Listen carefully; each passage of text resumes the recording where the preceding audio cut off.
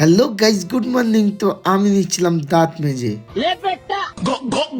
তারপরে দেখি ছোট ভাই কি একটা করছে এখানে পেরেক আর হাতুড়ি নিয়ে। ও বিশাল একটা মিস্ত্রি, সমস্ত রকম কাজ জানে। কদিন আগে এই মেশিনের কাজ করলো, এরপরে কি একটা বানাচ্ছে পাটা দিয়ে আর পেরেক দিয়ে। এবং এখানে আমাদের ছাগল বাচ্চা শুনটুমো বাচ্চাদের কেন তারা খাচ্ছিল আর আমার দিকে মাঝে মাঝে ফালুক ফুলুক করে দেখছিল। আর এই দেখো আমাদের বিড়াল মাসি বসে আছে এখানে কোন রকম চিন্তা ভাবনা ছাড়াই। তারপরে দৌড়ে চলে গেল। সে দৌড়ে গিয়েই ওখানে গা চুলকাতে শুরু করে দিল। তারপর দেরি না করে আমার বিড়াসটাকে ভালো করে স্নান করিয়ে নিলাম, কারণ ও স্নান না করলে রাত্রে ঘুমায় না।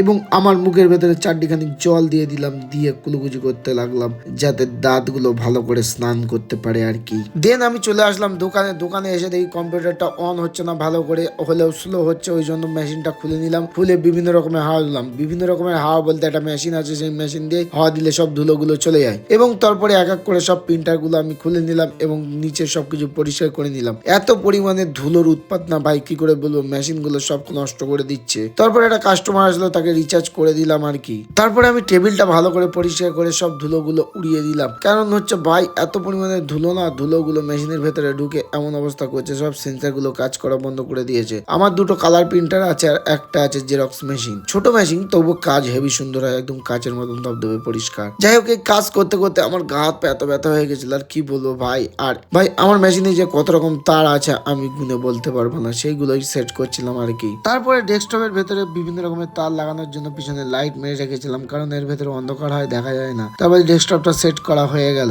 দেন আমি হাওয়া মেশিন দিয়ে সব ঘরটাকে সুন্দর করে পরিষ্কার করলাম। বিভিন্ন রকম নোংরা বেরিয়েছিল আর প্রচন্ড পরিমাণে ধুলো বেরিয়েছিল।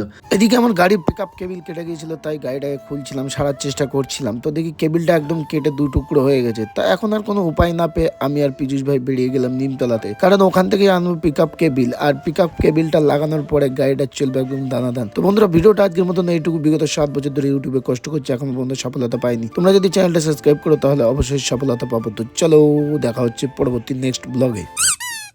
সাবস্ক্রাইব করে